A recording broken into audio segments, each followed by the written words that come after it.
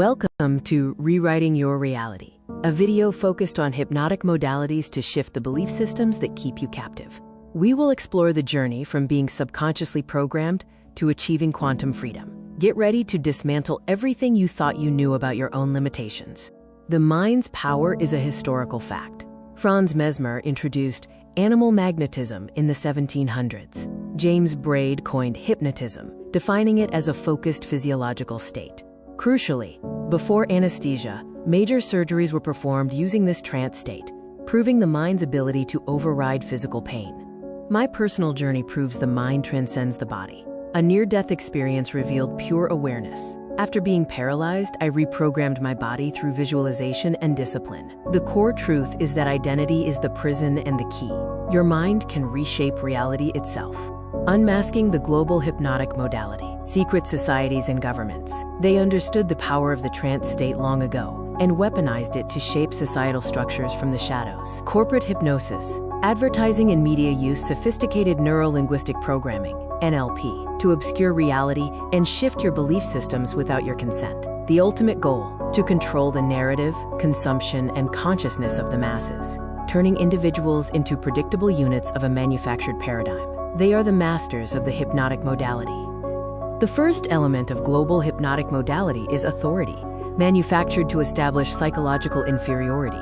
Uniforms, robes, and controlled environments trigger unquestioning obedience. When you look up to an authority, your critical factor is lowered, accepting suggestions as absolute truth. The uniform is the first induction.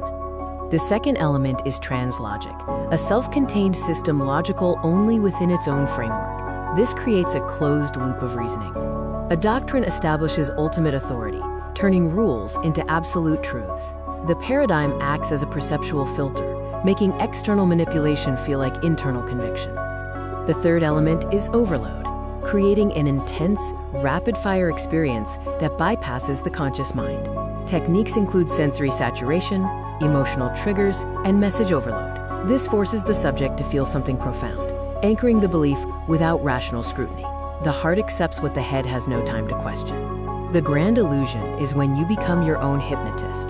Division keeps us fighting each other, distracting us from the masters of the modality. They use filtered evidence to make you doubt your power. The ultimate control is when you self-hypnotize with their suggestions. I am not enough. This is the self-hypnosis of suffering. The quick release uses the Sedona method to clear emotional debris. Emotional baggage is just something you are holding on to. You can drop it using these 4 questions. Could I let this feeling go? Would I let this feeling go? When? Answer. Now. Repeat until you feel a tangible shift in your state. The reframe shifts meaning and reality. Change the meaning you attach to an event, and you change your emotional response. Content reframing actively searches for the positive intent or hidden benefit. Failure is just data and feedback. A block is a stepping stone. Change the question to change the destination. You are already in a trance. Self-hypnosis is choosing your own program. This is your new operating system. Use a simple countdown to enter a deep state and plant empowering beliefs into your subconscious mind. Consistent practice rewrites your core identity, dissolving suffering and manifesting the quantum you. Are you ready to take your quantum leap? This exclusive transformation package offers the book 30 Days to the Quantum You, custom video masterclasses, and a personal Zoom session for deep work. Stop fighting the illusion and start rewriting your reality today. Greetings and salutations, and welcome to Beyond the Mind, where I'm not here to teach you, I'm only here to remind you. And today, I think we have a very relevant, necessary, and powerful show that many people who happen to catch this will benefit from. But before I get into our whole topic today, I just want to let you know we have a special guest that's with us. Chef will be joining us a little later, but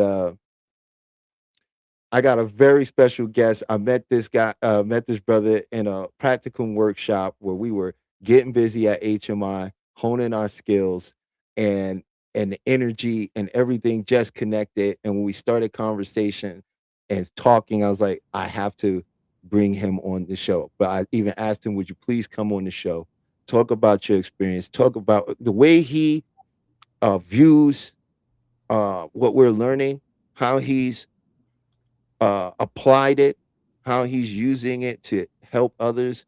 And because he also was a veteran, he served this country and came home and had some things that he needed to deal with, and he found some powerful ways. And those ways he is blessing us all with and sharing it. So I just want to say a special welcome to our guest, uh, Mute, Mute, Mutatiel, you got it, brother. It's okay. Mutatiel. Mutatiel. Yo, he has an amazing name. You know, leave a like in the chat if you don't believe if you believe he has an amazing name. First of all, I never met anybody with such a powerful name. Mutatiel. Please share yourself with the audience, share yourself with the community, and let us know a little bit about you, man. Yeah, definitely, Talib. I appreciate you having me on here. First of all, my backstory, I had a rough upbringing. All the way from bullying, from being betrayed, from being let down by friends and family, to being a combat veteran and then dealing with PTSD, anger, depressions, anxieties, stress. Uh, then after medically discharging from the military, you would think that you've gone through enough stuff just by going into the military, by going into combat. But the truth is that the next hardest step is definitely the separation from the military or the service back into the civilian world. And a lot of us go through like lack of purpose at that stage and point, and then fall into addictions and different, just different masks, different band-aids. And so, yeah, so I had a long assessment to do with myself, what we call now a spiritual awakening. I didn't know what it was back then, Talib. I had a interesting scenario happen to me. And when you're ready to get to that part, I'll share that if you want, later on down the road. But so, yeah, that's a quick little synopsis of how my life turned out. And then I ended up doing self healing, learning the hard way. I knew I had to change something about myself, and so I did so. And I figured it out the hard way, but I figured it out. And that led me into the journey into hypnotherapy. So, yeah, and here we're trying to help other people and take the shortcuts. Yeah, yeah, because it was never really meant to be this hard, you know? It really Right. wasn't. Not mentally, you know? A lot of the challenge uh comes from the mental aspect, and that leads me into what today's topic is, which is stress. And what is stress? How do we deal with stress? And what can we do about it? And how important is management of stress in us living a happy life and being able to say manifest our dreams or get the job that we want? Is stress one of the things or the major thing that's keeping us from what we desire?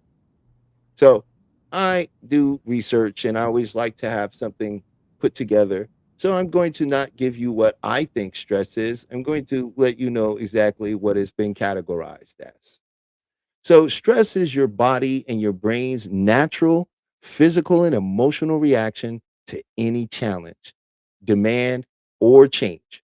Now, when you face a stressful event, your body releases hormones that trigger a fight or flight response, increasing your heart rate, blood pressure, and alertness to help you react quickly. Now, understanding stress um, comes down to recognizing its different forms, physical effects, and how you can manage it. Now, the different types of stress, we'll just go with two, which is acute stress, which is a short form of stress caused by an immediate demand or unexpected event, right? Like dodging a car or a sudden deadline you have to make or something like that.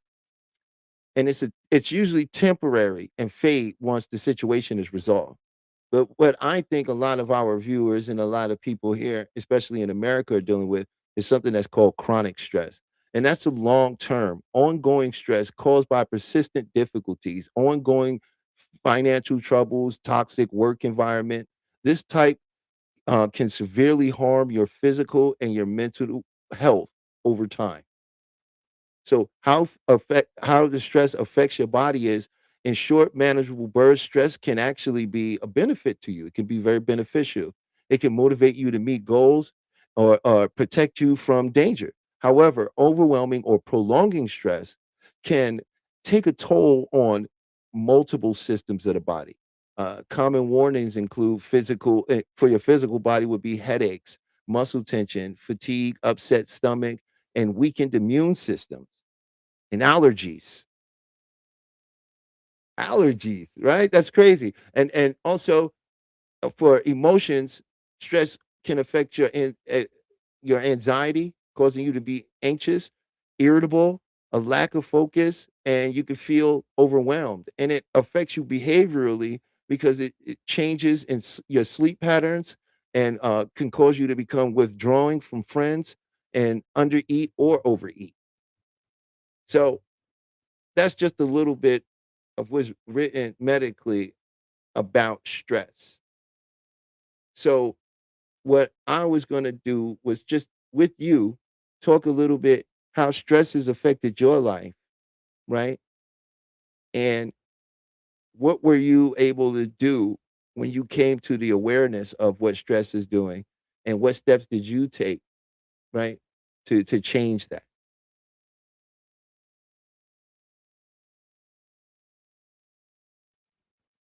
I can't hear you. I think you're muted. Sorry about that. Yeah, so it's that's a tough one because this is a situation where a lot of people are stuck, and they're simply stuck because they don't understand how their mind works. There's a process to it. When you're unaware of something, how do you know to do it, right? Like how do you know?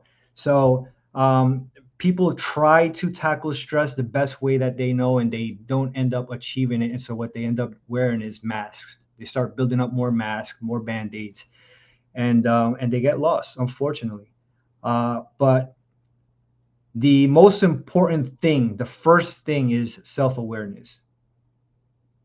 You have to be self-aware that you're actually going through a stressful situation. You need to monitor it by what is it that you're feeling. How are you feeling it? What signs are showing up? Are you feeling it in your chest first, maybe your headaches, maybe in your shoulders? Because depending on where you're feeling in your body, it means something different, right? uh, Understanding your nervous system. A lot of people don't understand the nervous system. You mentioned it earlier, the fight flight system. We're all living in that survivability, um, and it's all because of the lack of knowledge. And how we deal with it is by creating new neural pathways, which is essentially what I ended up doing by changing the old patterns that I was conducting and replacing it by something else that felt different to me. And although homeostasis always brings us back, which is in our subconscious mind, you have to kind of fight against it. Start off with false motivations. All right. Start off with fake it till you make it type of deal, because that essentially will be fake it till you make it today, but consistently with repetition, that turns out to be your new environment, your new normal. So Yeah, and when you start talking about behavioral change or changing one's identity, a lot of people work backwards when it comes to that. And that's to say, what are the three stages of changing or affecting one's identity? Well, we have results, actions, identity. mm, Okay. And what people like to do is they like to work from the result. I want to be this person. I want to have these things, right? Be it a job, be it a relationship, be it a status in life. And now so now they go to the second level, right? And they say, I'm going to take these actions, right?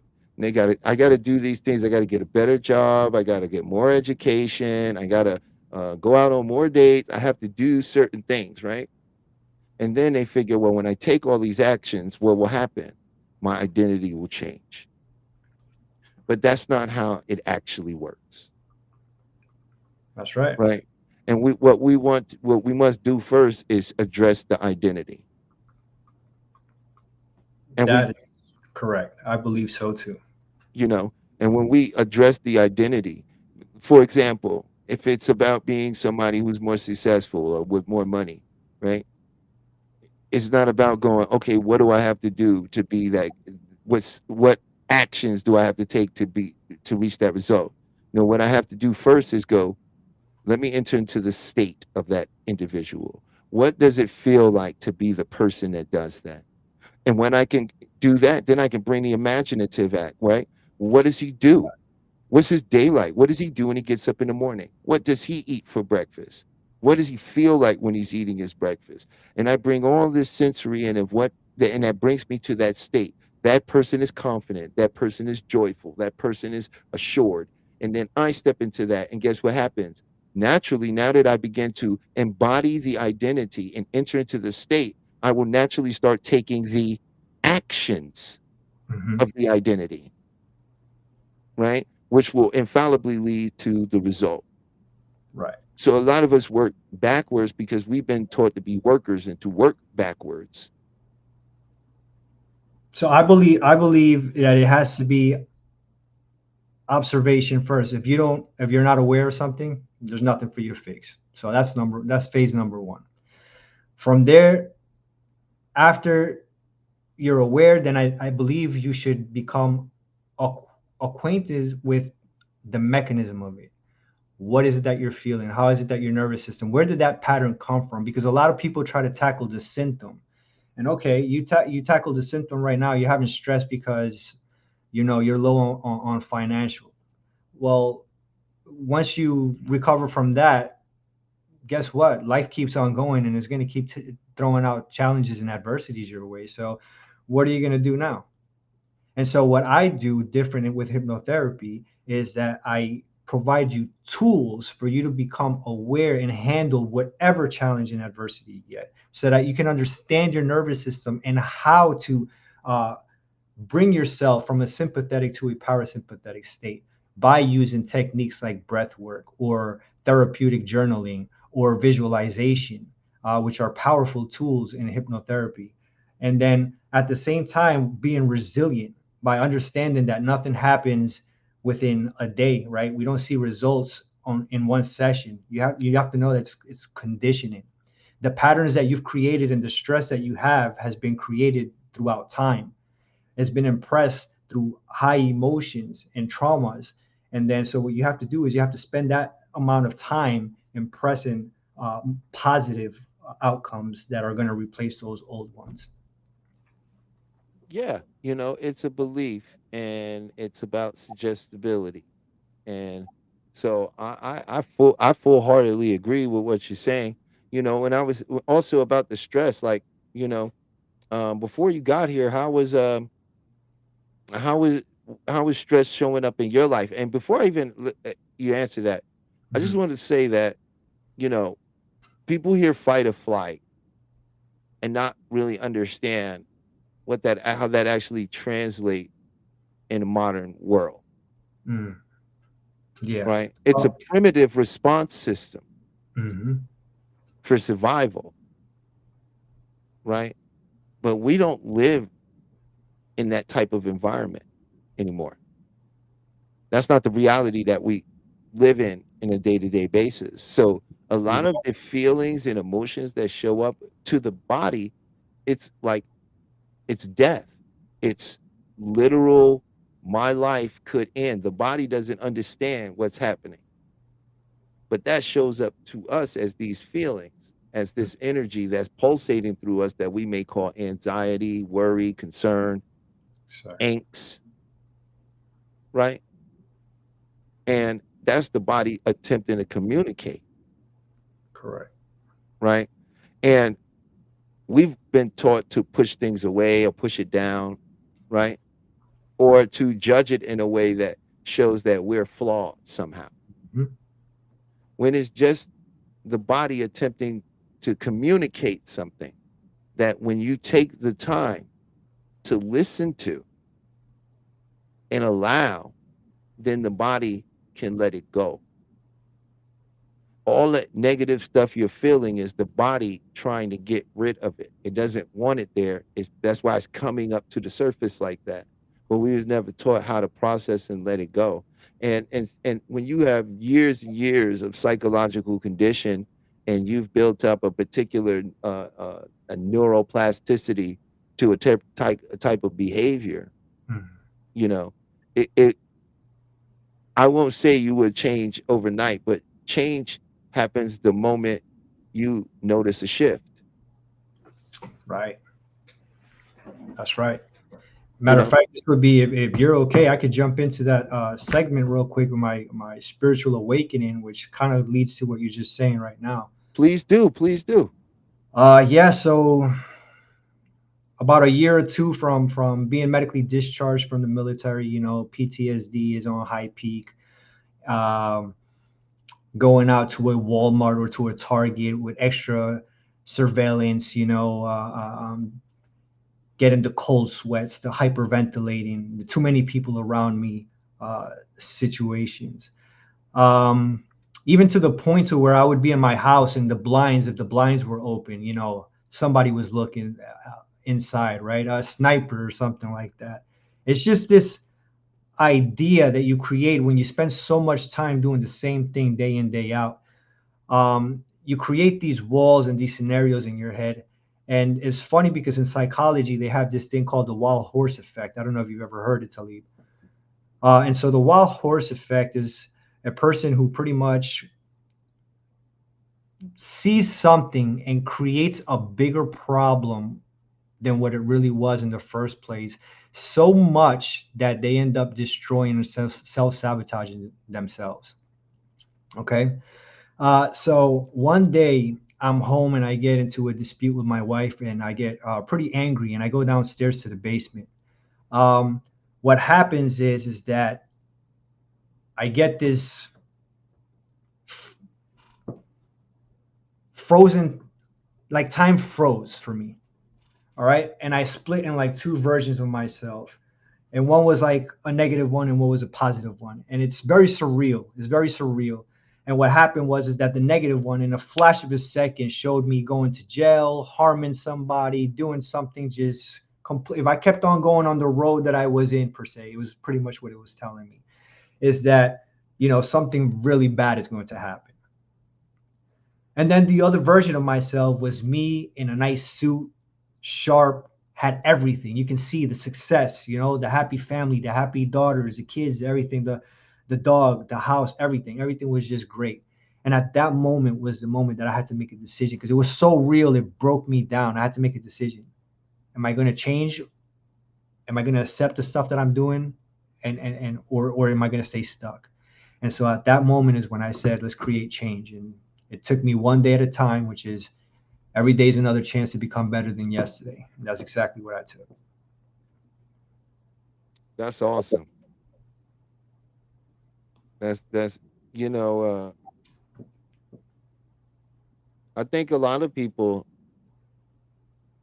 um get to that place they call like rock bottom, you know. Uh I think it's necessary in many ways because, we build up these stories in our mind and there's so much emotion attached to them, you know. And over time they have to eventually give way, you know. And we protect ourselves from them, right? Until we get back into a place where we're forced to look at it. And then when that thing we think is the thing that's going to end it all for us happens, we realize it's not over. Right. And this is why I say fear is false evidence appearing real, right? A lot of times we're creating these stories that are emotionally charged. And because our minds are always deleting, distorting, and generalizing to make that thing real. So we push out all the other information around us, all the stuff that says anything contrary to the belief. And then we get so deep in that belief, and then we find out that we are not the belief, right? We are that which is believing. We are not the belief itself, right? And Right. then we move past it. And then all the other data that's been there now becomes available again, you know, because we use language to shape our reality, Right. you know. So In the gun world, we actually call that like anticipating the shot, which is kind of like when you're aiming center mass before you shoot, you anticipating, you kind of jerk the gun, and so the bullet doesn't end up in the center hole. And so that's what we do a lot of the times with our projects and our ideas and our changes, that we get to a certain point, and then we can't believe that we've gotten so far, and we kind of self-sabotage ourselves back to putting ourselves small again. uh, mm, and so that's kind of like that reactive mode that we have, and that's all due to homeostasis in the subconscious mind, right? Because the subconscious mind doesn't take orders from anybody except for what it knows, right? Whether there's negative or positive. So a lot of people don't know that, and that's the reason why they can't create that change. I agree. There are a lot of people that, well, I won't say they can't create the change. They're just misappropriating the ability to change to something else. We need They to educate the people, and that's, I believe, is what we're doing, and one of our goals is to help people, provide the tools and the understanding of how the mind works, so that we can have a more healthier and positive society, a better world. Because there's a lot of chaos happening right now, and you want to talk about stress and anxiety. Look, you can see it all over the people right now, the news and in our sports, the division, for example, what's happening right now with the NBA in New York City with the Knicks. We can love the sport, we can be fanatics, but to tear somebody's jersey up, to beat somebody to death just because of a sport, or because who you go for and who you not go for, it shows not only the stress, the lack of mental control and strength that these individuals have, that they're so lost into segregating one another and doing negative things to one another instead of helping each other build. And that's what we need to strive to help people do over here, I believe. I agree wholeheartedly. I mean, some of what you say, I agree. I also know that, um, from working in entertainment and being on lots of successful projects, I can say that there's a lot of money going into manufacturing the behavior, Hmm. because people don't know what causes them to experience what they're experiencing, Right. right? Here's something we do that we never think about, right? Let's say you experience a situation that causes you to feel upset. Hmm. We don't say, I feel upset. I feel this feeling coming over me that's causing me to feel like I'm upset. You see all the words I'm using to disassociate me from upset? No, we Absolutely. say, I am upset. I am angry. And then it becomes a snowball effect. Right, because you became literal anger. Who could be anger? No one person can be anger. Right. It's a choice. It's a word phrasing that causes you to encompass yourself in an emotional state completely. When you say, what you're doing to me is causing me to feel feelings of frustration and anger, then I'm noticing that I am the one that's feeling the feeling. I am not the feeling. Right. Right. Now I can process what I'm feeling and use the feeling for what it was intended for. You're doing something that doesn't is not in service to me, And many people hold on to the identity of anger, the emotion, and so because forth. I am the Exactly. I am.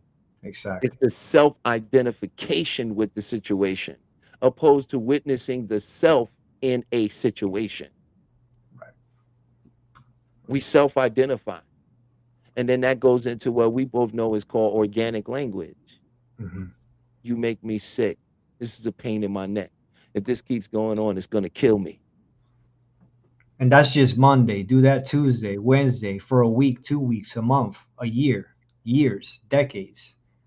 That's a pattern that is pretty solidified in your subconscious mind to where you may wonder why your exterior life is now not as desirable as you want it, right? And it's probably because the way you're feeling inside is not matching the outside. It's in dissonance. And when you realize that we're energy and things work with vibrations and frequencies, right? Then you want to go ahead and start learning how to maneuver these emotions because these emotions are the frequencies.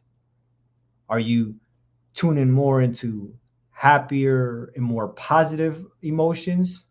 Are you expressing more gratitudes in your day? Are you expressing that love with your family or the people that are around you? Or are you tackling the negative ones, the fears, the control, and the manipulations, right? Are you falling under those? And based off of that, is how you feel internally, is what you're projecting externally, right? As within, so without. Well, yeah, I agree wholeheartedly again. Like you can only experience the world that's going on in your head. You can only experience what's going on in your head. The Greek used to call it a nounomenon. Uh, the images that you see only you see in your head, and then there is the phenomenon that what you see is in front of you that's still being projected in your head. You know, and when you begin to really, like you saying, like a lot of people don't understand that. So let me ask you this, right? Let me ask you, like, if you dealing with somebody and you're not trying because trying is failing with grace. If you're dealing with somebody and you're working with their let's say stress management, right? What's one of the ways you would approach that with someone who says, I got, and I'm gonna give you a scenario that way you don't have to like, try to Yeah, get. yeah, yeah. That's good. Let's say somebody who's come to you like, I ain't got a raise in 6 months. I'm doing everybody's here job. I can't take it. My wife's not, having with me, and kids hate me. I'm just so stressed out. Yeah. How do you, how do you help someone like that? Because I think you explaining or even sharing something like that can help someone like that. Yeah. So I think the most important thing is remembering that we're wired and conditioned from 0 to 8 years old. Our personality is defining, and it's being defined by our parents, mainly our mother, right? We're trying to figure out, we're watching our mom, how she treats us, how she treats our father, how she treats our siblings, our neighbors, the environment when we're out there. We go to school and we see other kids and their parents and their teachers. We go to churches and we see our friends and extended families and stuff like that. And so you're creating these patterns, these old behaviors. And so when we're talking about something financial, usually our parents came from struggle. So that's passed on to us. And now you come out to the workforce and you're making $16, $20 an hour. You've never made over $20 an hour. That's what your nervous system is conditioned to accept. So if somebody went to apply for another job and all of a sudden somebody saw you and your credentials to be worthwhile paying $35, $40 an hour, let's per se, what do you think that individual who's getting paid $20 is going to do? He's going to be excited in the moment, is going to share it with their loved ones and all that, but they're going to self-sabotage because they're going to be, wait, $40? That's $20 more than I've ever gotten paid. And so then you're going to start questioning yourself. Am I good enough for this role? Do I have what it takes? There's people that are smarter out there that has more degrees, and so you start self-sabotaging. You start throwing that, but that's because your nervous system is wired to that. So what would I do? I would teach my client tools like breath work, for one, because it's something that we use in the military. It's something that not only high performing athletes use, but Navy SEALs, right? The most elite of this world use breathing techniques to be able to think and process situations under high stressful situations. So breathing techniques is number one. Number two is understanding the nervous system and rewiring the brain with new neural pathways by allowing the individual to accept that you are worth those $40. And this is why. You've been through things in your life that prepared you for this moment. And a lot of people, what they need is just more confidence, more motivation, somebody to show them who they are because they don't see themselves sometimes.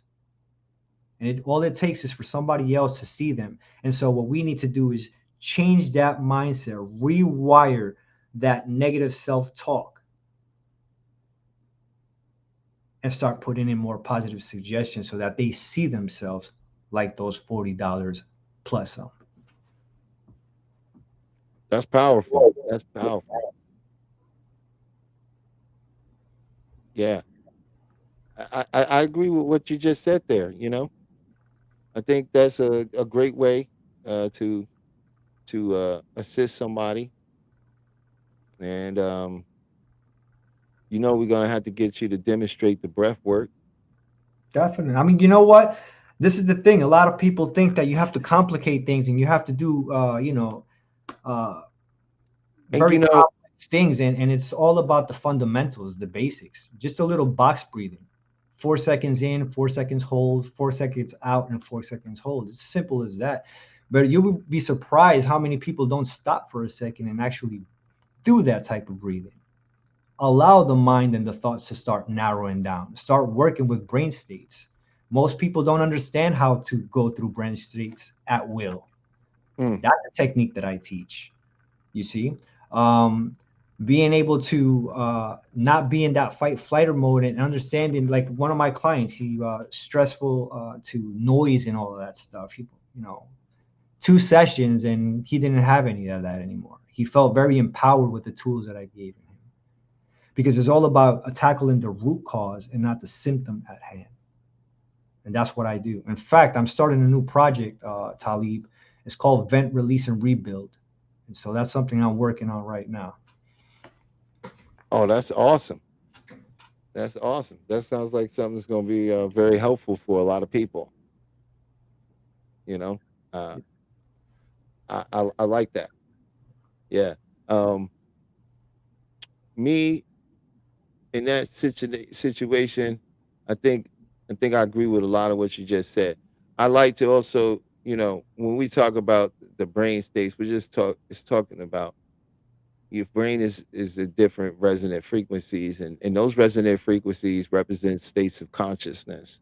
So for your waking mind, you're in what they call a beta, and they might use something like a high gamma or a gamma state, which is very alert, very right.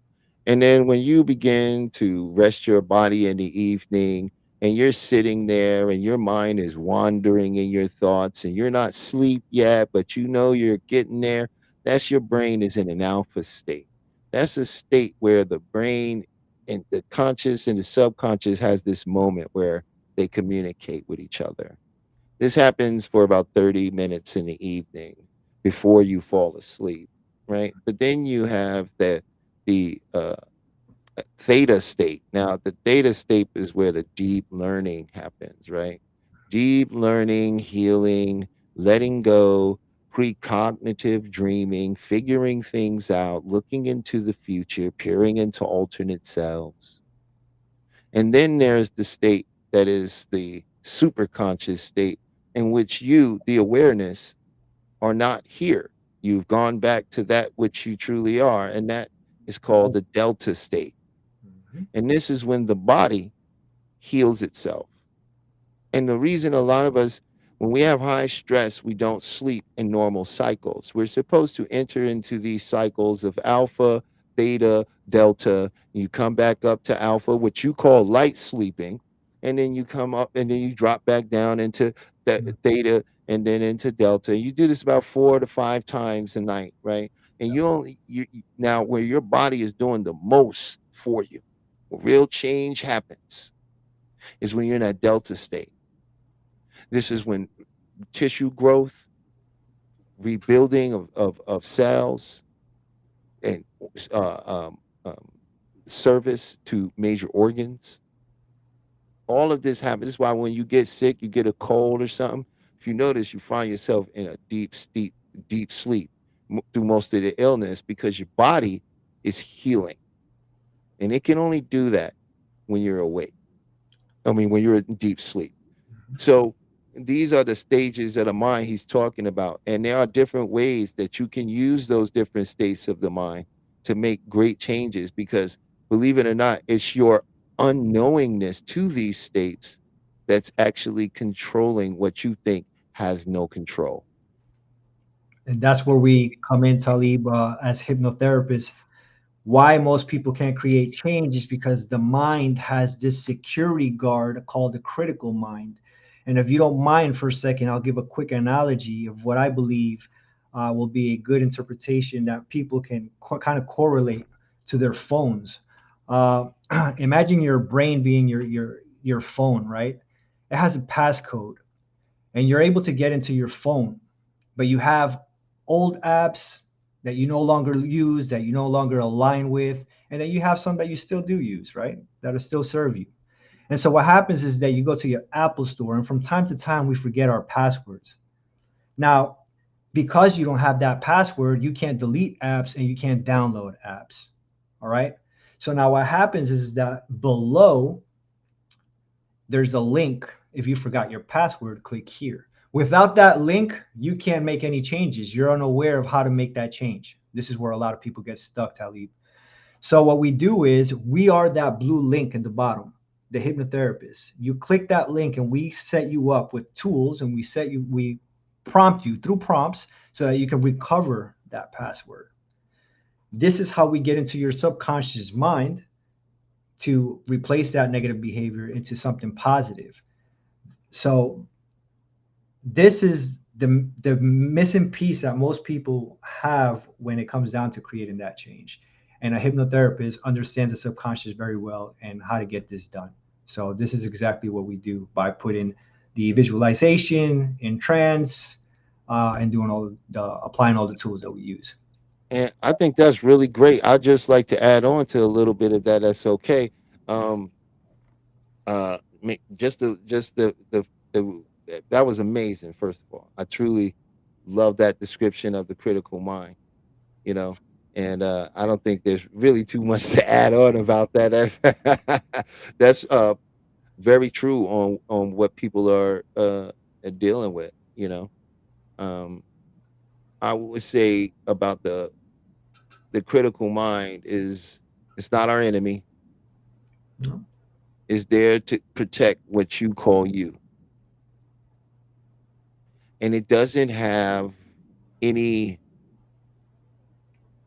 concept of time the way you do. So the things that happened to you long ago have been sealed in there, and they're existing now.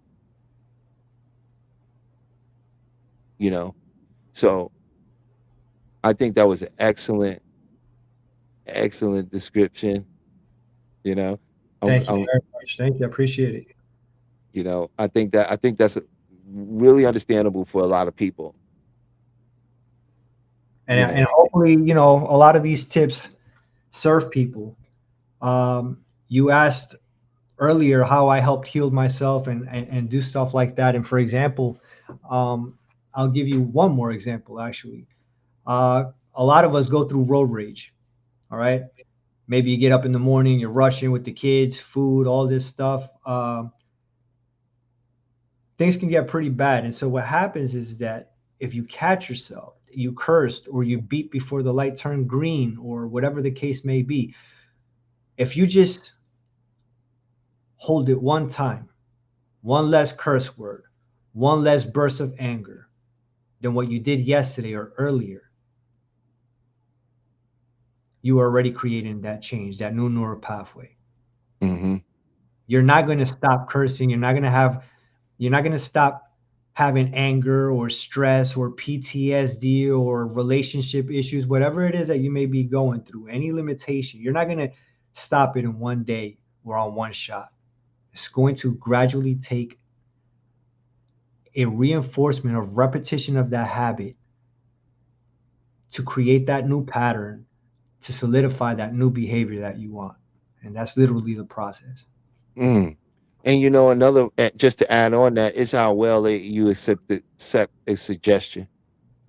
You Right. know how deep the suggestion actually goes into the person's mind. See, another thing I wanted to add too was the effect that see what we have to understand this is what's the language of the subconscious mind. The subconscious mind language is imagery Hmm. and digital. Metaphors. Powerful. Imagery, digital, symbolism. Yes. So numbers, symbols, images, this is how the mind communicates. This is the language of the mind.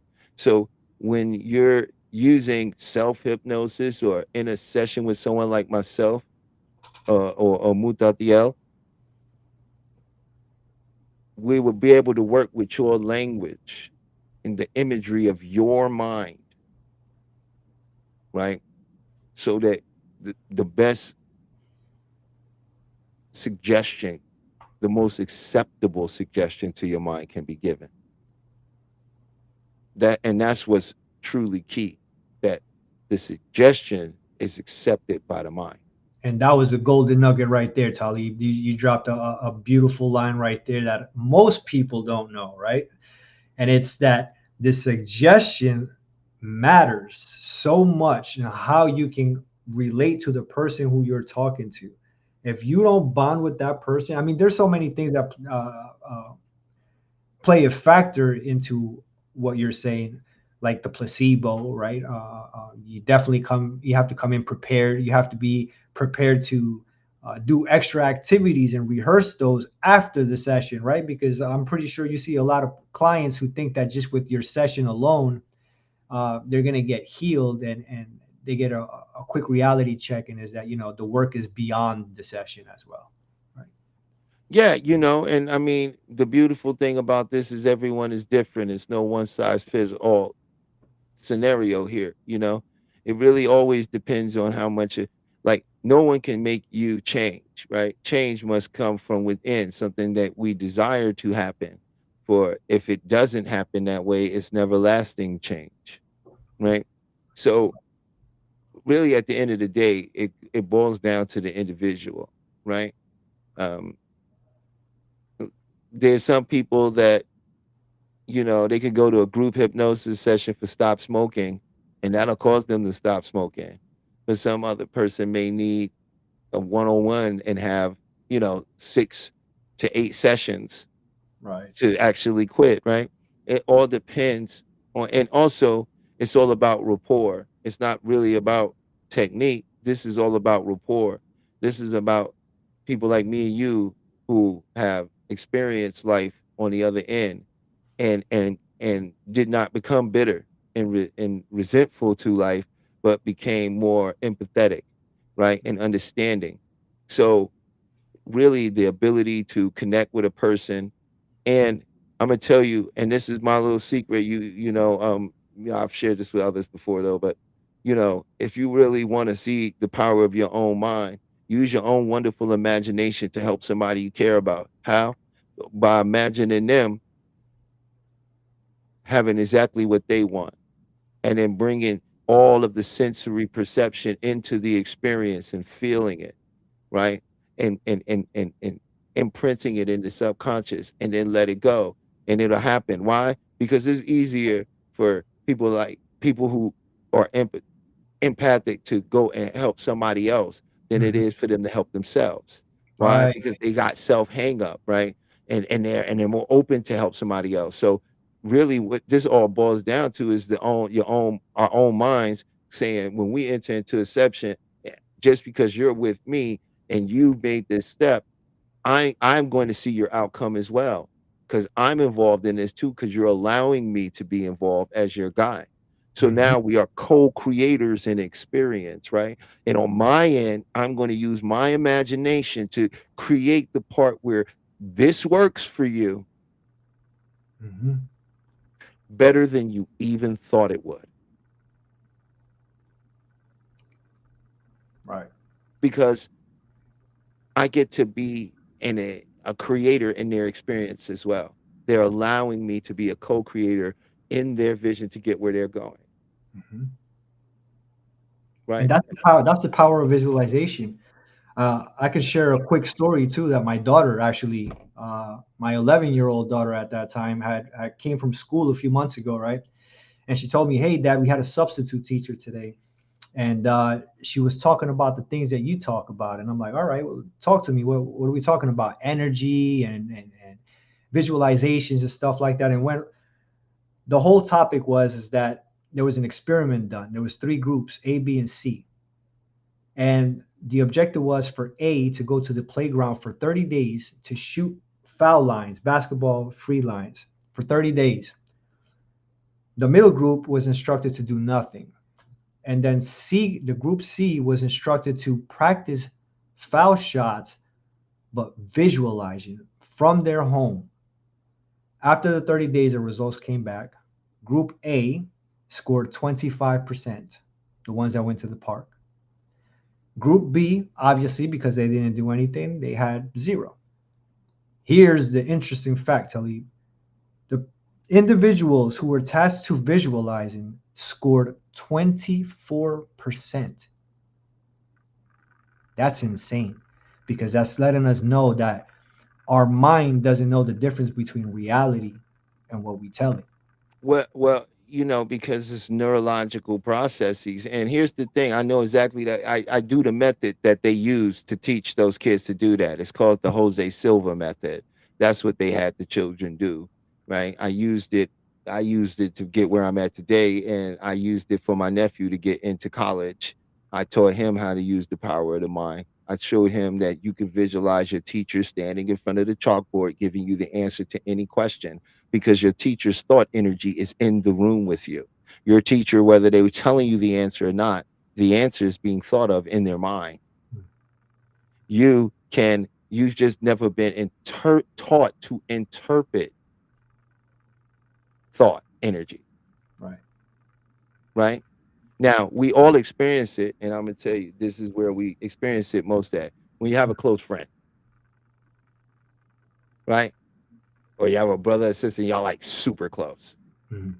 As soon as something bad happened to them, you know.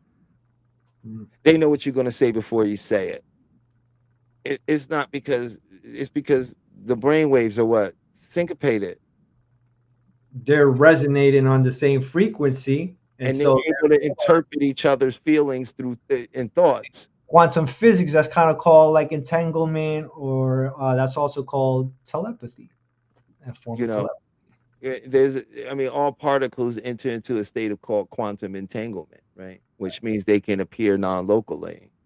Right. Which is impressive, right? That's a whole different. Yeah, because you're made up of particles, Right.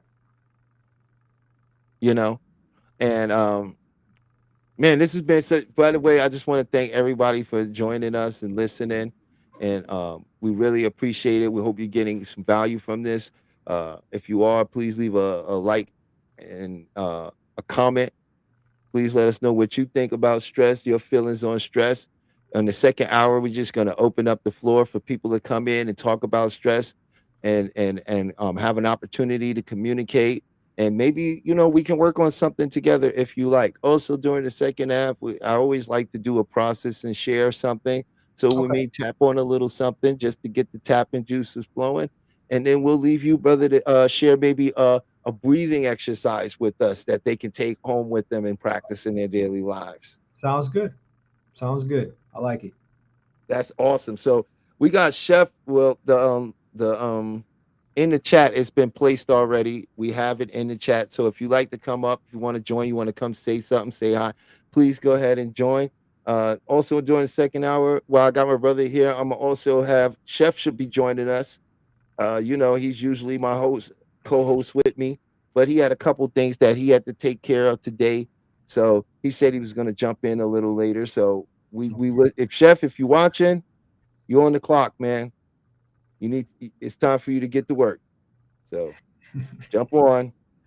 It's time to report to duty. Let's go. Yeah, it's time to report to Operation Sunrise. Get up and go.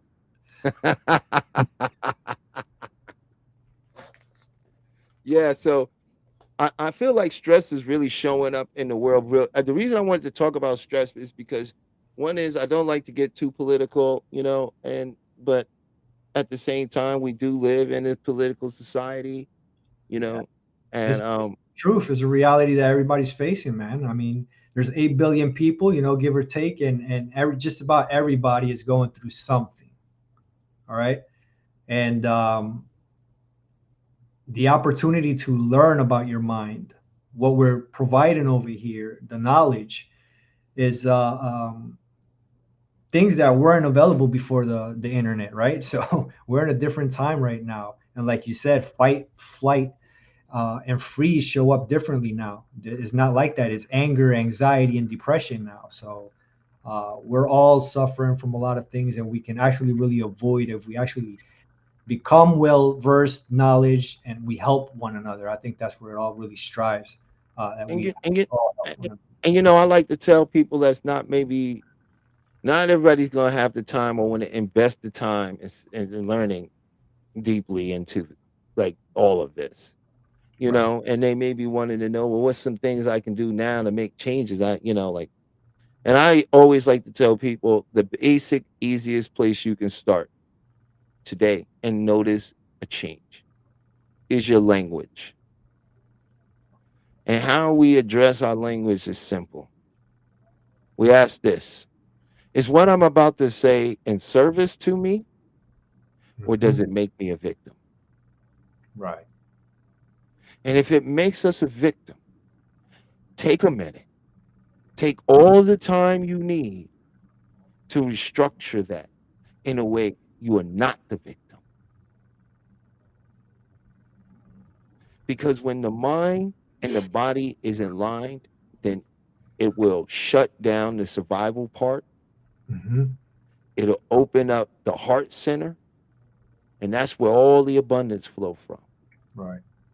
See, you can't manifest from you. First of all, let's just simply understand that manifestation is the experience of life.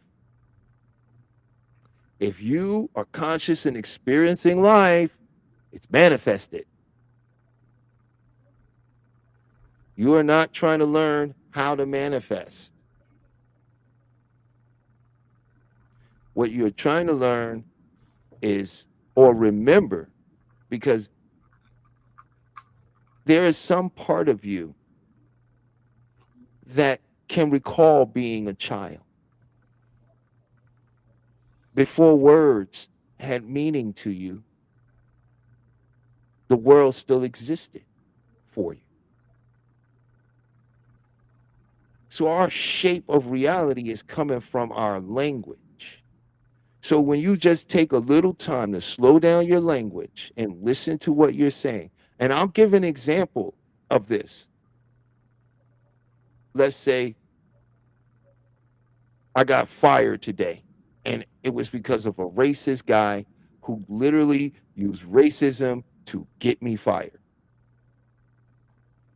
Now that sounds like logic, but that's intellectualizing victimhood. Hmm. Now, what I could Moving say is forward, a is unforeseen opportunity presented itself for me to be free of a situation that I outgrew, that I had no idea how I was going to get from. But now that this has happened to me, magical doors are free to open for me, and a real opportunity can show itself. And I can finally get around people that can appreciate me. Or what is both of what I said true? absolutely, absolutely is alignment, right? Left brain, right brain, or mind brain and heart mind, however you like to look at it, subconscious and conscious. You have to be coherent. We need to get out of those two veils that we go through, which is duality and polarity.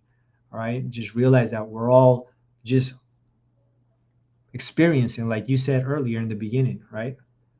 It's just the awareness, the experience, the journey of the now. Don't dwell on anything.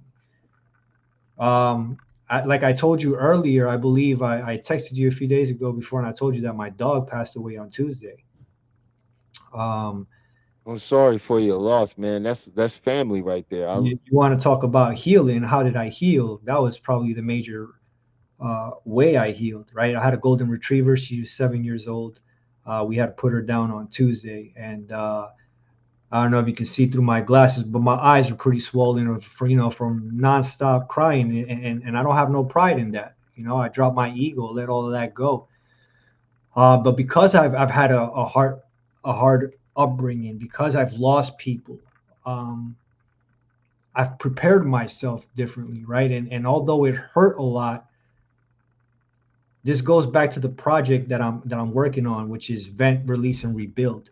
That's exactly the motto that I'm working on right now, because I practice what I preach. And I show people not only the good stuff on my social media and the tricks, but I also show them that even though I help heal, I need healing too, because it's an ongoing process. And so, how hypocritical it would be from me to give people all of these tools and I don't practice it, or I don't do this. So anything that I'm giving out, I've already done for myself.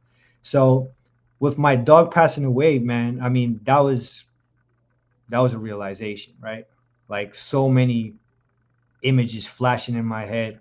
What did I do wrong? What could I've done better? Why didn't I play with her more? Why didn't I take her on a cruise in the car, knowing she liked being company, she liked being with me? I could have just taken her one more time. If I could just have another day, just can I just have her one more time? And I promise you that I will do everything right. But I can't, man. She's gone. And when I was going through my PTSD and my angers and my anxieties and all that,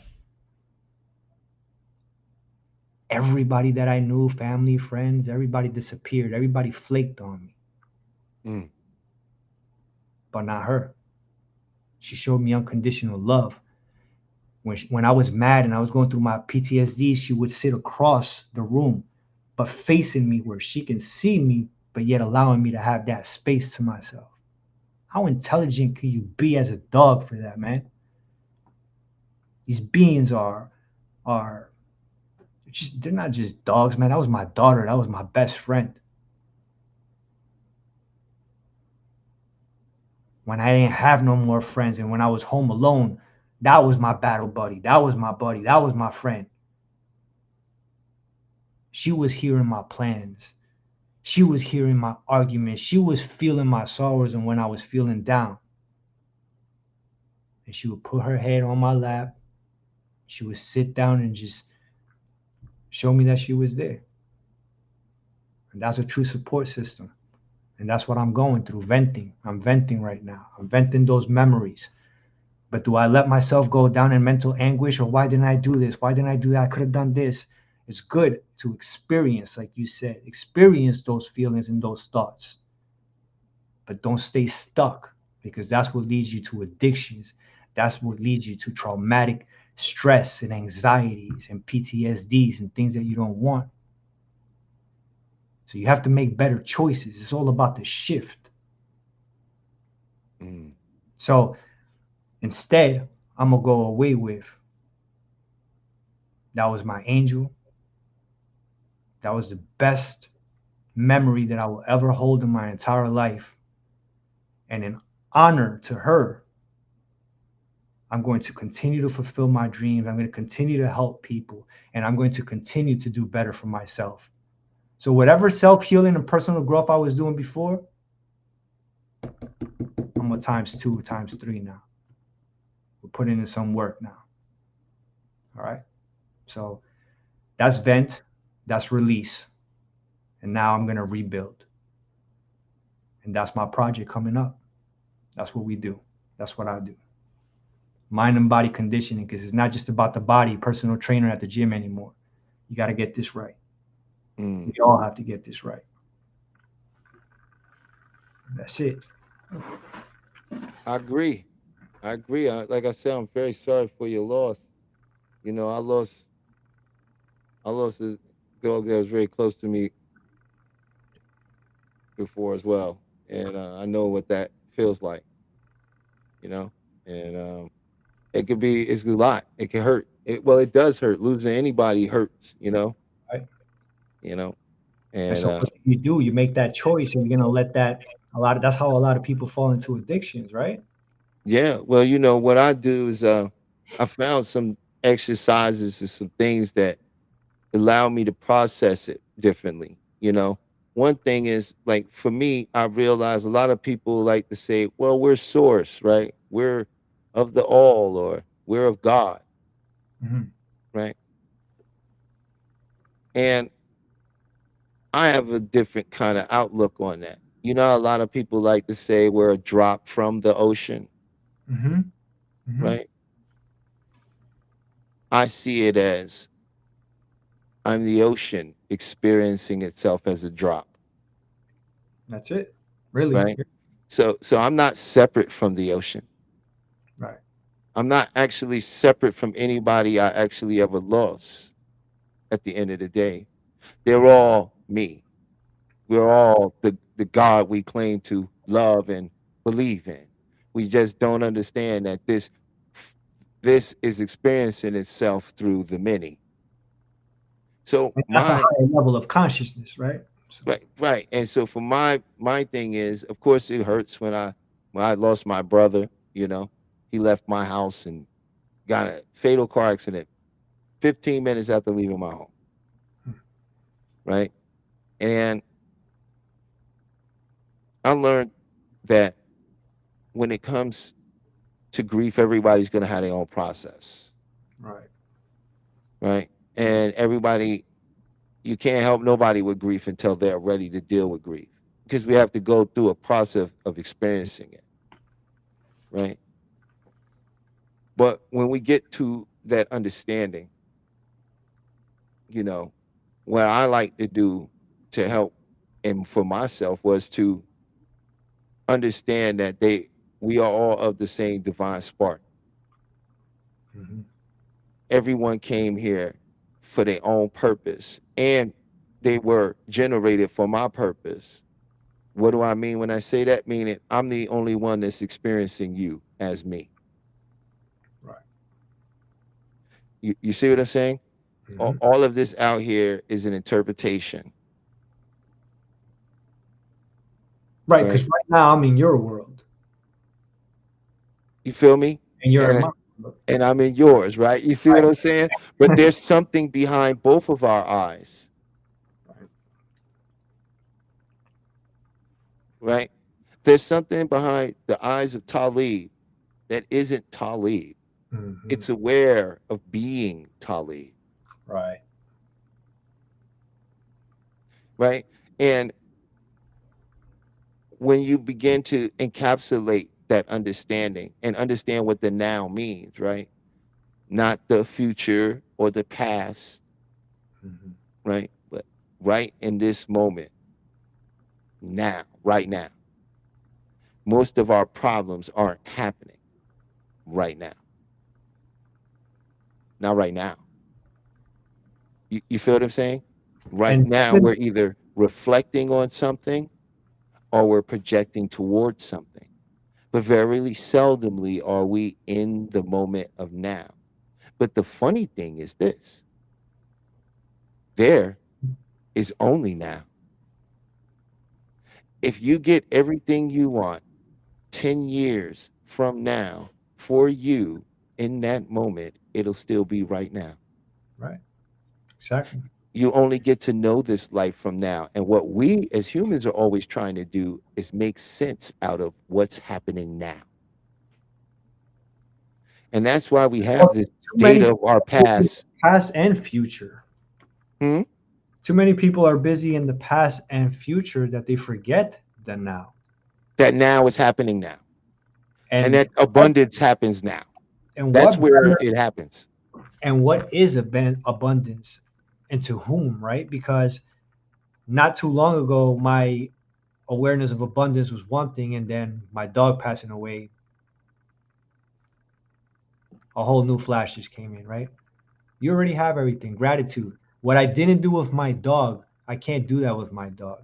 But guess what was the lesson? And I'm sure was the test, and what she left was, you still have your daughters and your wife.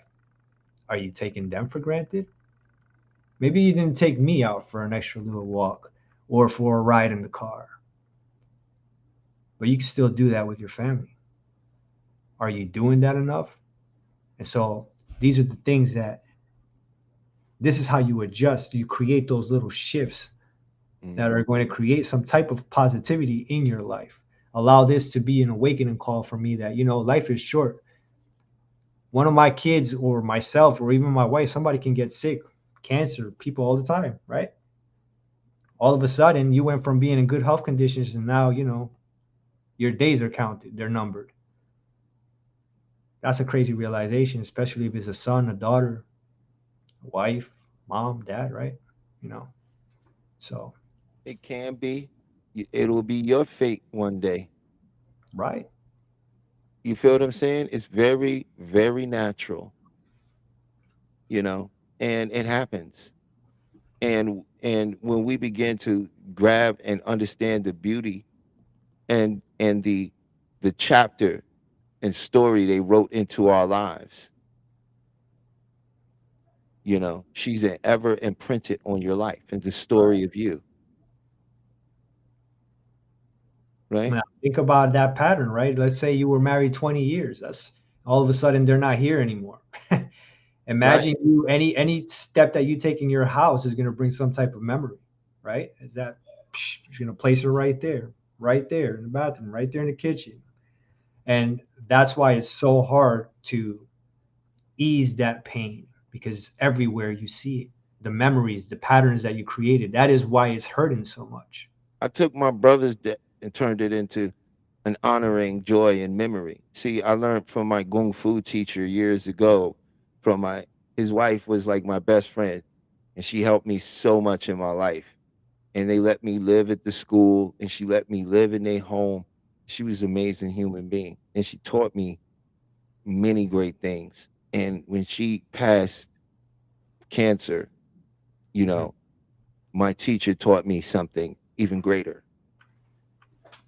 They were like best friends. She was like my best friend. She was like my big sister, bro. When she passed, cried like a baby.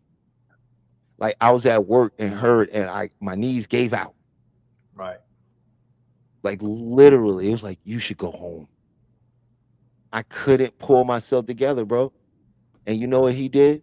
He smiled and told wonderful stories and said her death is nothing to grieve and everything to honor. That's right. I will spend my life honoring her through the wonderful memories of her. I will not cry over her. I will celebrate and rejoice her. And it made me stop, because it made me relook at how all the people I knew that died, how I reacted, how selfish the reaction was. Right. Not knowing, not understanding the reasons, the concepts behind it, which is You why see what I'm saying? following the judgment. Right. When we lose those that we love, we honor them, we celebrate them, we think of them. They should make us smile and bring us joy. Absolutely. And that's the positive shift right there. Do right we there. fall off the rails, or do we honor the situation? Think of all the rides you did take her on, all those ones she did enjoy. Think of that wonderful time where she had the window down and she did that thing. He was like, "Oh, that's my baby, bro." And you understand what I'm saying? She gave you that. That's right. And you could share that with everyone you tell about her. Yeah. Right? And that will live on. And that will live on. Right. It's a framing. And we can do that with tears of joy. Yeah. I also, not to say that because you say I'm not going to cry doesn't mean crying is bad. Crying is actually good. That's crying is the best thing you can do. It's a release of toxin. Release, yes, sir. Absolutely. All that stuff that's been building up emotionally, it's all in the eye ducts and it's all in that liquid. It needs to be let go. We're the only animals that cry from pain to let others know that we need help. What happens when you cry? What's the effect that you get after you cry? A hard cry. Feel better. You feel lighter. You sleep good. You got to go into rebuild and recovery, right? You sleep so good after a good cry, bro. It's like, And sleeping is so important to recovery too, right? When we talk about recovering for what mechanisms to use for stress and anxiety and angers and all that stuff, believe it or not, sleeping, being able to vent in your sleep, being able to release in your sleep, right? And project the future. So you were talking about the cycles of dreams. That's exactly what dreaming is for and sleeping is for. This is all what we're doing while we're recovering and resting. So mind and body. Yeah, I was checking the thing to get on Chef to see when he coming too. Like, hey, bro, where you at, man? He said he's about to jump in here now, so I didn't want him to miss the chance to talk with you too, our new best friend here. We're Right, gonna right. like, we're gonna figure out a workshop we all three of us could do together, where we can bring something special each of us specialize in and put something together and just share it with the people. The reality is we have to share this stuff with the people. We have to we're up here now trying to just get people to look at things differently, right? Because if you're on social media, if you're taking your direction from the so-called powers and authorities that be, then you are still being heavily manipulated and hypnotized into someone else's reality and serving their outcome. What we're here to do is to dehypnotize a lot of people, right? It doesn't serve the system to have woke citizens. It just doesn't. So what we're trying to do is wake people up, not to the evils of the world, but to your own potential. You There want we to change this empowered. world? Stop Mhm. giving it your power. What is your power? Your attention. Einstein once said, you cannot solve a problem with the same mind that created it. Absolutely, 1,000%. Hey, fellas, how are you? Good evening, sir. Good evening. Sorry for being late. Had some emergencies pop up that I had to attend to. So, how are you? How's everything? Well, I think we've covered about a good hour and 20 minutes of a lot of good information, and hopefully, people are soaking in and taking it well. So yeah, Awesome. man, that's where we're at. Yeah, and we Awesome. just the lines is opened up. So if you like to come and join us and ask some questions or share your opinions or tell us about your week a little bit, and maybe if you've had some stress this week and you were able to deal with it, maybe you want to come on and share how you were able to deal with stress and maybe share some of your opinions and thoughts about these things. So the lines are open right now, and we got Chef with us. And Chef, we just been talking about stress. I broke down a little bit in the beginning of what stress is, how it affects the physical body and the mind, and then we talked a little bit about uh, um, um, the critical mind and the mind and how we develop a lot of these issues, you know. Hmm. And so yeah, that's just a little recap of where we are. We just talking about stress. We just talking about mitigating it. Some of the things we can do to get over it. Woosa. We can woo-saw, right? That's what I do. Is that what Woosa. you Woosa. do? Woo-saw. That works. You know. But actually, this week I put practice. I went back to EFT this week, man. This week was a kind of high stress week for me. So I was like, you know what? Go to what you know. Don't worry about the other things. This will get you right into place. And I start tapping away. And then I said my statement and I was like, hey, all right, back in the game. Back in the game. Now I can receive. Um, but you don't necessarily realize how many blessings you block when you're stressed out.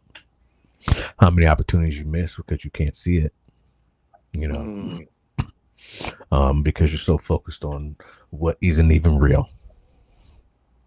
It's like your How own mind empowering deceiving you. how empowering is it for you now to use the tools that you know to cope when you go under a situation like that versus when you didn't know any of these tools? It's so beautiful, because it always is. Well, how can you help others if you can't help yourself, right? Like that's the thought process when you get into that, or at least when I get into that space. So,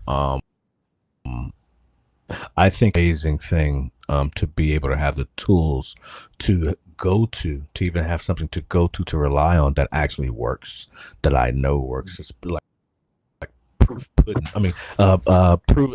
Excuse me, proof In the pudding.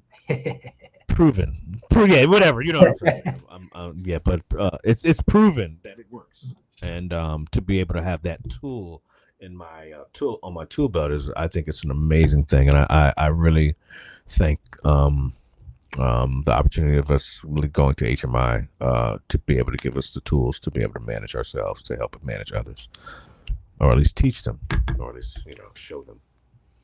Yeah, I think a lot of So. people may have a misconception when it comes to hypnosis, especially hypnotherapy, because there are a lot of people out here that and I can say that they may be able to hypnotize people, but I wouldn't really accredit them as a true hypnotherapist. I don't think they actually studied avocational vocational therapy to actually understand what therapy is, you know? And one of the beauties Mhm. of what we offer is that we're very well trained. We're There we continuing go. our education, right? We are in Mhm. case conferences where we get to speak with veterans in this field. We are certified by a board, right? Which means we are accountable and held accountable for our Mhm. actions, and we are insured properly to assure that Mhm. we can not only protect ourselves but protect the people that we deal with. So I think that that's a very big difference in what we're doing versus somebody who's just getting up here saying, "Hey, I'm going to hypnotize you to be Right. more confident." Yeah, when And go ahead, I please. think, yeah. Okay.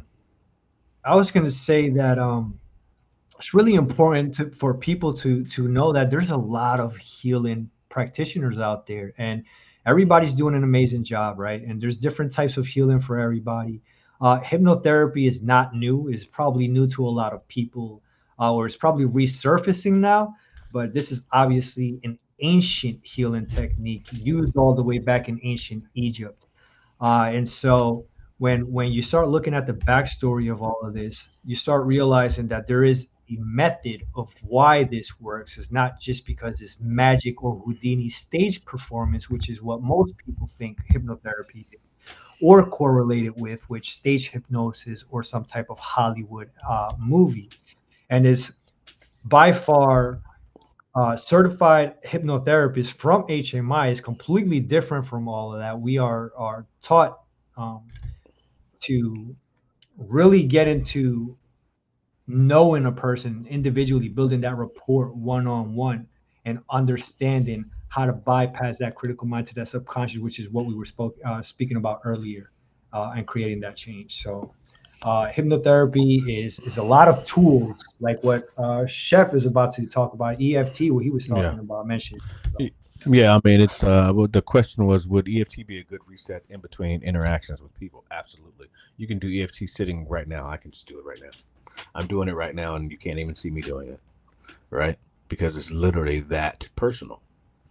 And you can do it at work. You can do it anytime while you're driving, um, in mid conversation, if you can keep up, if you have that balance and that brain coordination where you can tap and then still listen, because that's not as easy as you think it is. But yes, it is a great reset between interactions with people. And it says what I am using the reference from the Sedona method relationships process.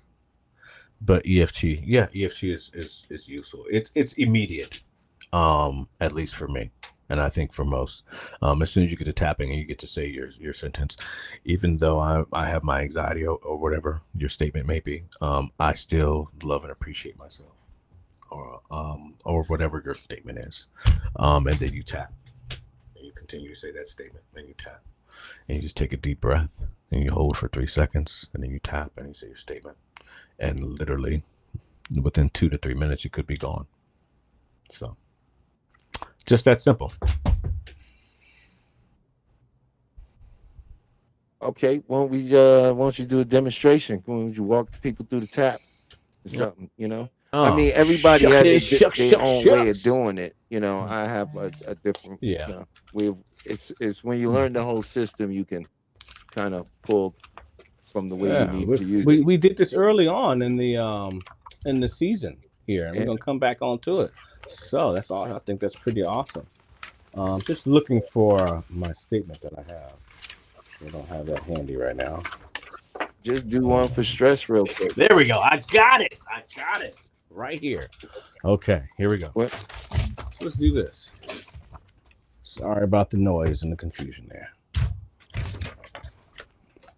So our statement will be, even though I have this anxiety, I deeply and completely accept myself. We'll start here. Let's do Talib because he loves to start here, right? So we'll tap on that and we'll say, even though I have this anxiety, I deeply and completely accept myself. And we'll stop. And I typically will have someone, after you say that statement, you tap, and then you take a deep breath. You inhale and hold for 3 seconds, and then you exhale, and then we will reset. So we'll do it one more time. We'll go here, go. Even though I have this anxiety, I deeply and completely accept myself. And I'll take a deep breath and hold.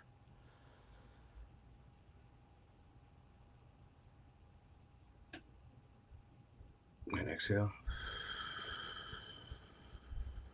And then we'll say it again. All right. We'll go and let's change places, change meridians. Excuse me. We'll go here. Even though I have this anxiety, I deeply and completely accept myself. Even though I have this anxiety, I deeply and completely accept myself. And then we'll move on or increase the sentence. And I will just stay here. I'll say, we'll release this now. And we'll take a deep breath. And we'll exhale. And then we'll go on to the next sentence. We'll say, even though I have this anxiety, I deeply and completely accept myself. Then we'll continue to tap. And we'll say, I release this now. Take a deep breath and exhale. And then you come back to, I let this go. Right? We'll still tap. I let this go. And then you exhale. And then we'll come to, this is no longer serving me. So we're building it up. Right? So we'll start off with the one sentence. And then we'll come in with the, I release this now. Then we'll add on to that, I let this go. And then we'll go into, this is no longer serving me. Then we'll pause and we'll inhale for 7 seconds. And we'll imagine ourselves releasing it and letting it go. And then we'll come back to the original sentence, right? Even though, we'll just go here. Even though I have this anxiety, I deeply and completely accept myself. I release this now. I let this go. This is no longer serving me. I choose to feel calm, and I'm going to take a deep breath and hold for 7 seconds.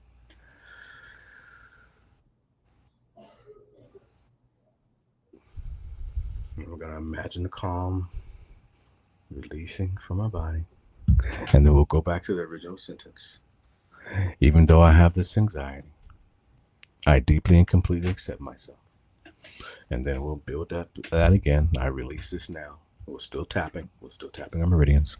I let this go. This is no longer serving me.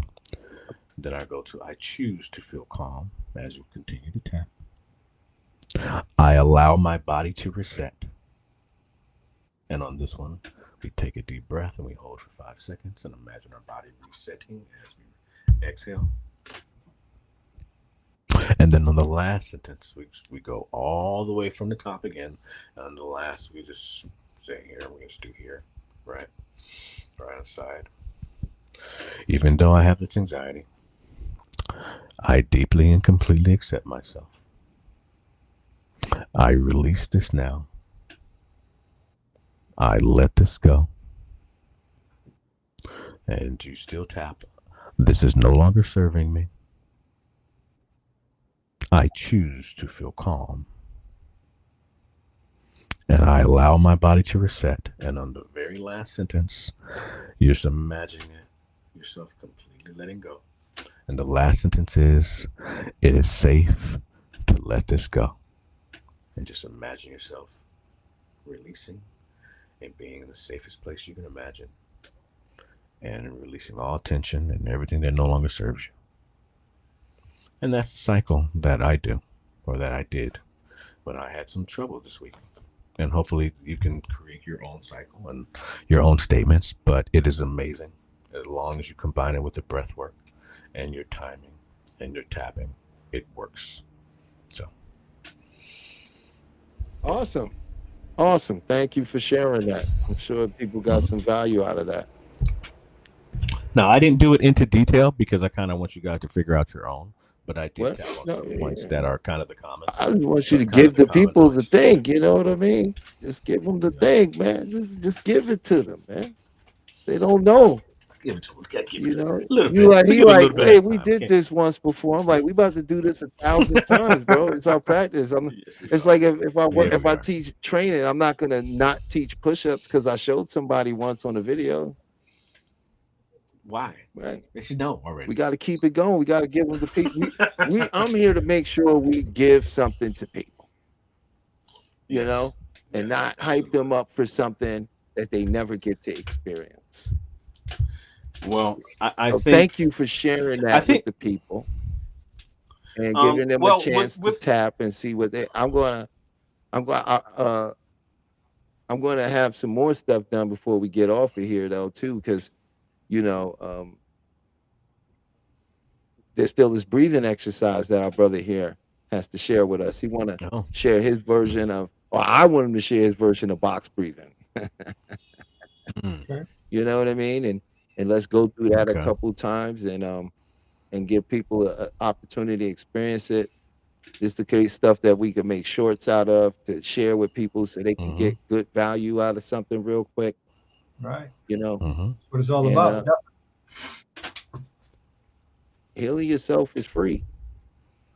Right. It really It is. absolutely is. It's free, but it's not easy. It is not easy, It's not and easy. that's usually It's uh, not easy.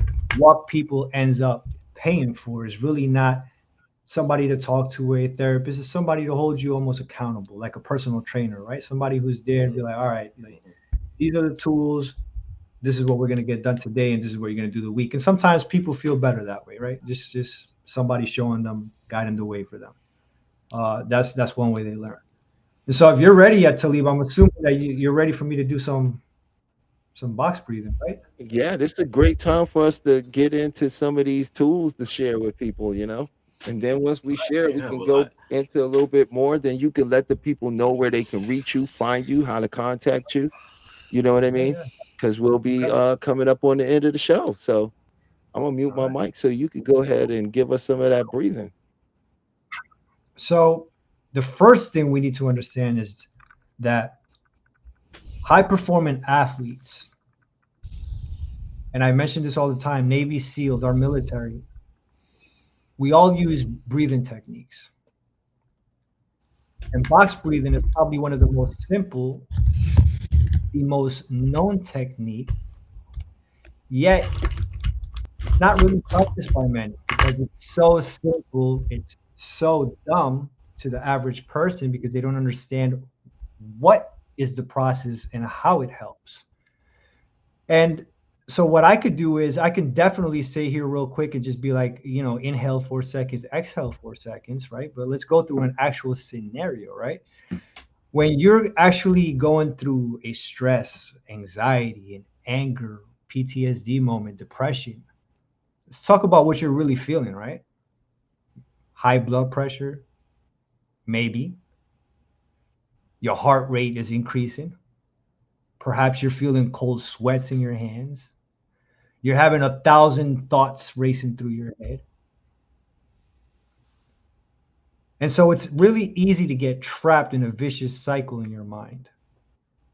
And something as simple as breath,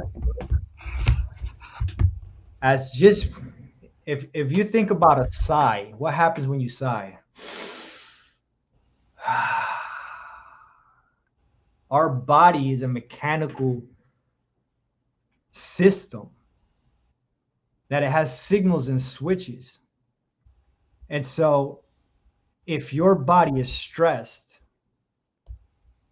something as simple as breathing can bring you to a state, in a sense, where you can gather your thoughts again, calm down before you lose it. And what happens when we lose it, sometimes we end up doing things we shouldn't be doing. And there's cause and effect to everything, right, guys? So, what we want to do with this breathing technique is we're going to inhale for 4 seconds. And I use my hand, and the whole point is to do it dummy style, exaggerated. Let's use the one Mississippi strategy here. So we're gonna hold. This is my hold. Let go.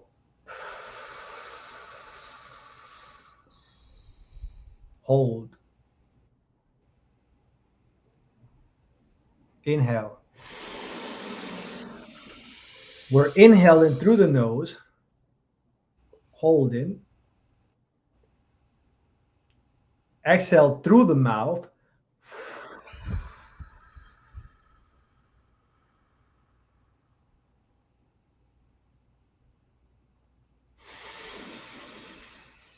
It's controlled. It's not raced. It's not rushed.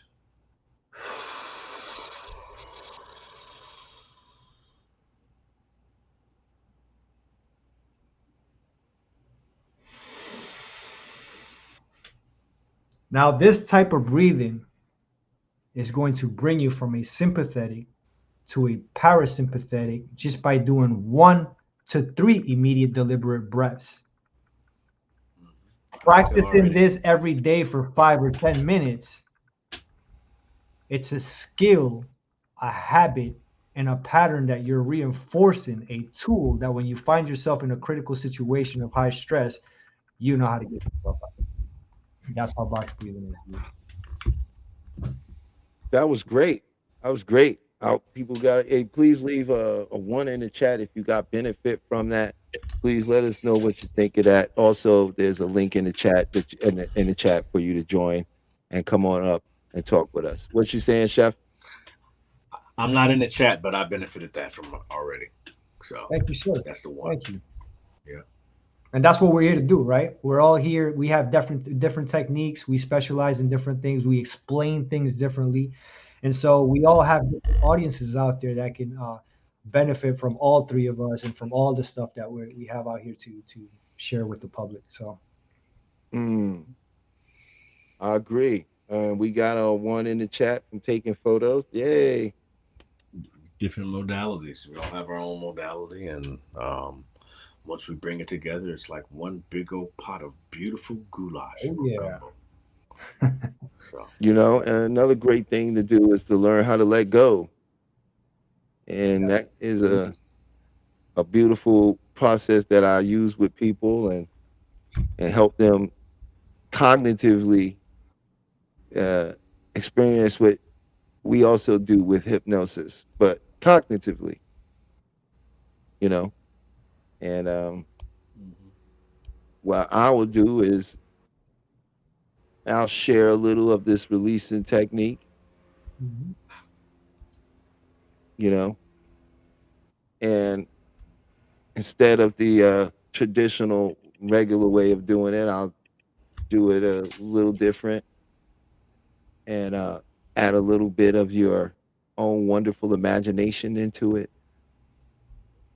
so that you can activate those neural pathways, because the imagery causes neurological shifts because our mind understands images. So I will share a technique of letting go that will require you to use that imagination. And you can use it whenever you like because it works. So all you have to do is feel as stressed as you do. And take a deep breath and just allow yourself to feel as much stress as you do. And then allow yourself to feel that stress even more. And allow yourself to feel that stress even more. And on a scale of 1 to 10, if you want to put it in the chat, please put it in this chat. On a scale of 1 to 10, how stressed out do you feel? 10 being the most stressed out and overwhelmed, 1 feeling very good and secure and confident. So just allow yourself to even feel that stress even more. And now, just imagine on your chest, there is a window or door. And imagine opening that window or door and saying to that stress, you can go now. Thank you for serving me for the purpose you serve, but you are no longer needed. And just imagine that window or door being open and notice that stress going out of that door or window.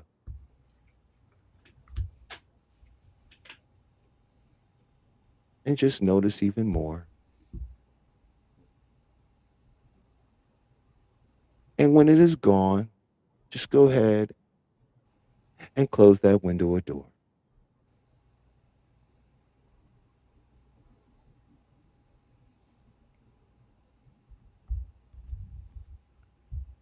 Now, in this moment, could you just welcome whatever stress or worry or anxiety and whatever story or image that comes up with it? Could you just welcome it? Could you just let it be here? And answer from your heart. There is no wrong answer. But you may notice that story wanting to explain itself. And I challenge you to not let the story explain itself. So in this moment, check and see if there's any wanting to change it, to make it different, to push it away or pull it closer. And if so, could you welcome it? Could you just let that be here as best you can? There's always a wanting to change our situation or our resistance to something. Very seldom do we ever allow it and just see what it has to say. So for this time, this one time that cost you nothing, could you just welcome that wanting to change it? Now, check and see if it feels personal, which it always do, like it's about you. And if so, could you welcome that? Just let it be here as best you can. Now, in this moment, the best you can, and just for now, could you just let it go, let it dissolve, let it unravel into the great ocean of your awareness? Would you let it go? When? And one more time, go back to that feeling of stress, worry, or anxiety. And could you just welcome it? Let it be here. And check and see if there's any wanting to change it. And if so, could you welcome that? Now check and see if it feels personal, which it always does. And could you welcome that feeling of personal? And in this moment, the best you can, and just for now, could you just let it go? Would you let it go? When? And could you allow that great awareness, that joy, that abundance, that courageousness that's always there right beneath the surface, could you allow that to come in and take its place? And you don't have to know what abundance looks like, because if you simply allow, abundance will reveal itself to you.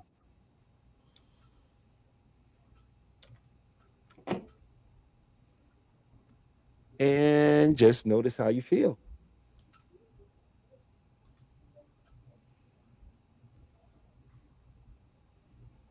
And that is a releasing technique. At some point through your question, how, why, when, my ears start ringing, and I was like, oh, put some energy out here. I don't know if you saw my hand waving a little bit. Hmm. Because you know how it is. Sometimes if I pick something up, it's like, oh, okay, I see what it is. And someone's like, okay, someone needs this. Someone in the audience needs this. So we're just hopefully Well, the definitely, combo if someone was works. releasing, Yeah. and letting go of something, he was picking up. If if you guys did it in a on your end, please leave a number what you are now. If you checked your number before and made a number, what's your number now? Are you still high? Did it come down 3, 4, or is it gone? We'd love to know. But that's the Sedona method. It's a cognitive thing. You can really do this right on the spot. When you stand there and just be what you are and then welcome, just allow whatever thoughts you're having, just to let it be there. Don't fight it so much. Just actually welcome it. And then that wanting to do something about it. If you just listen to the wanting to do and welcome it. And then when you say, let it go, can I let it go? Yes. And just notice when you just letting go isn't a physical thing. It's something that happens in the mind when we stop putting the excess pressure on the thing, Right. right? And as soon as we do that, you'll notice it's like, oh, and you'll be able to see clearly. You might even start getting answers faster, or doors start opening up, and people start acting differently because you've made a shift in how you're looking at it by letting go of what you was telling yourself it is. Exactly.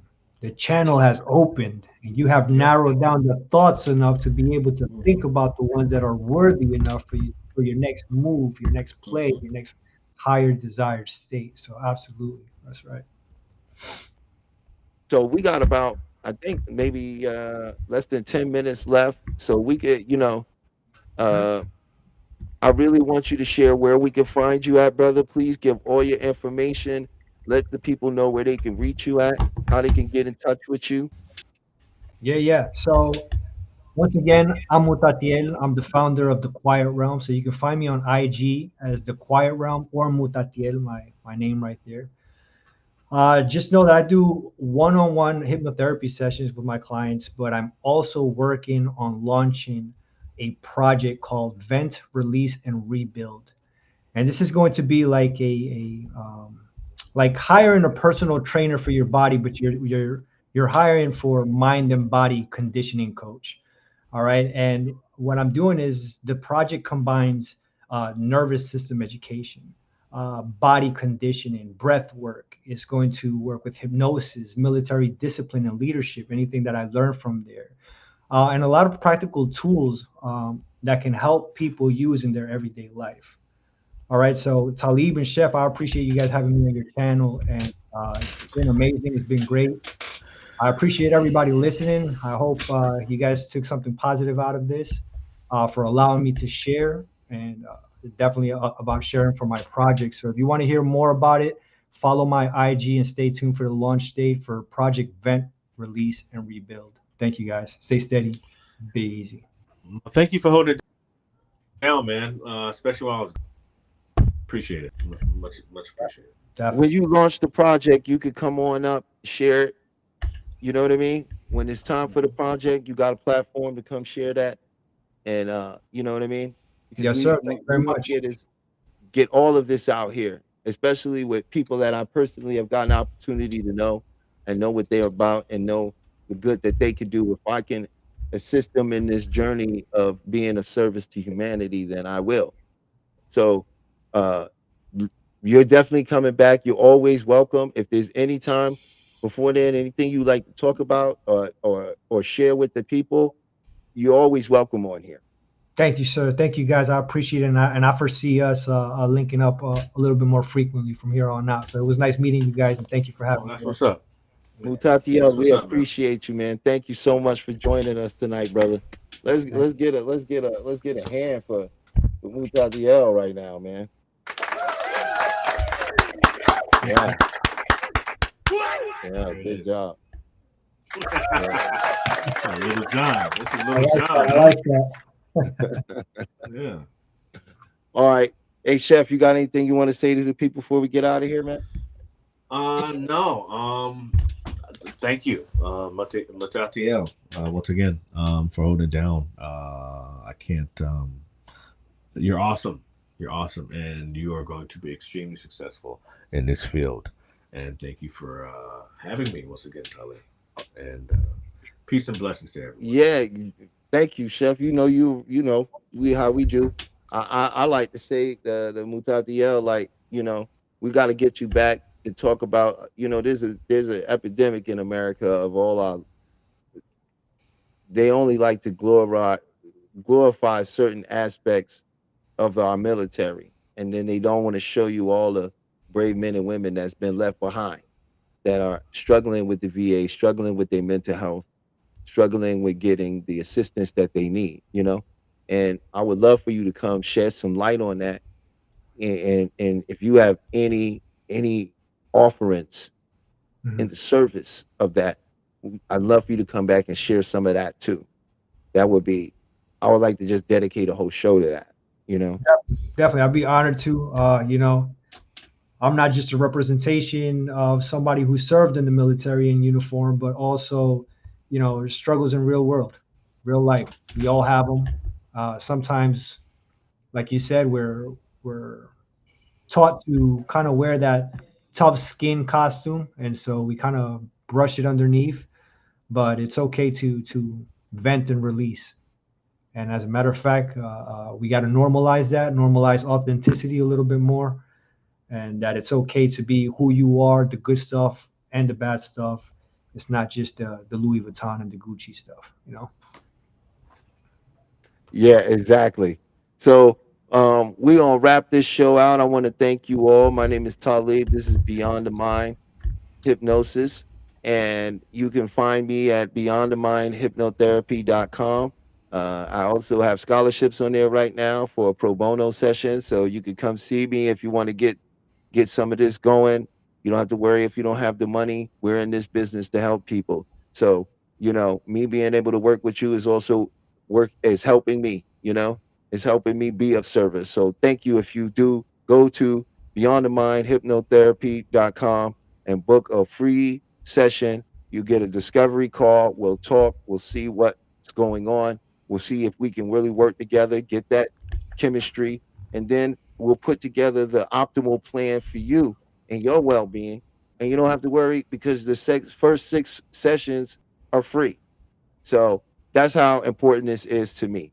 So once again, I want to thank everybody that came on and shared their wonderful knowledge. We'll be back next week, and we'll have more special guests sharing some more amazing modalities and some of the secrets to the mind. And so, Pete, you could go ahead and play that outro with the rewiring. Mutatiel, I don't know if you caught the intro, but that's something that I put together and made, just trying to share it with how it all works. So Beautiful. thank you.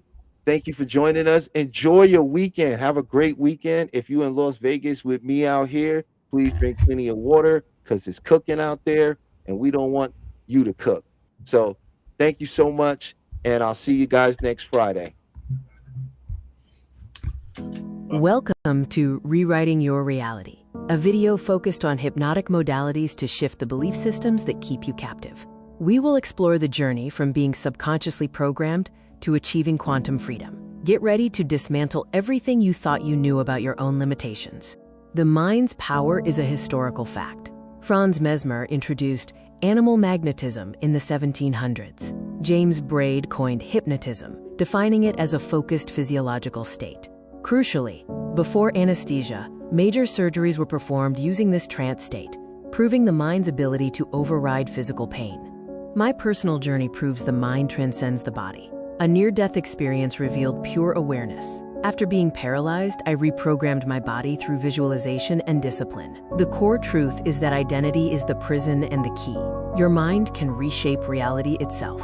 Unmasking the global hypnotic modality. Secret societies and governments. They understood the power of the trance state long ago and weaponized it to shape societal structures from the shadows. Corporate hypnosis. Advertising and media use sophisticated neuro-linguistic programming, NLP, to obscure reality and shift your belief systems without your consent. The ultimate goal, to control the narrative, consumption, and consciousness of the masses, turning individuals into predictable units of a manufactured paradigm. They are the masters of the hypnotic modality. The first element of global hypnotic modality is authority, manufactured to establish psychological inferiority. Uniforms, robes, and controlled environments trigger unquestioning obedience. When you look up to an authority, your critical factor is lowered, accepting suggestions as absolute truth. The uniform is the first induction. The second element is translogic, a self-contained system logical only within its own framework. This creates a closed loop of reasoning. A doctrine establishes ultimate authority, turning rules into absolute truths. The paradigm acts as a perceptual filter, making external manipulation feel like internal conviction. The third element is overload, creating an intense, rapid-fire experience that bypasses the conscious mind. Techniques include sensory saturation, emotional triggers, and message overload. This forces the subject to feel something profound, anchoring the belief without rational scrutiny. The heart accepts what the head has no time to question. The grand illusion is when you become your own hypnotist. Division keeps us fighting each other, distracting us from the masters of the modality. They use filtered evidence to make you doubt your power. The ultimate control is when you self-hypnotize with their suggestions. I am not enough. This is the self-hypnosis of suffering. The quick release uses the Sedona method to clear emotional debris. Emotional baggage is just something you are holding on to. You can drop it using these 4 questions. Could I let this feeling go? Would I let this feeling go? When? Answer. Now. Repeat until you feel a tangible shift in your state. The reframe shifts meaning and reality. Change the meaning you attach to an event, and you change your emotional response. Content reframing actively searches for the positive intent or hidden benefit. Failure is just data and feedback. A block is a stepping stone. Change the question to change the destination. You are already in a trance. Self-hypnosis is choosing your own program. This is your new operating system. Use a simple countdown to enter a deep state and plant empowering beliefs into your subconscious mind. Consistent practice rewrites your core identity, dissolving suffering and manifesting the quantum you. Are you ready to take your quantum leap? This exclusive transformation package offers the book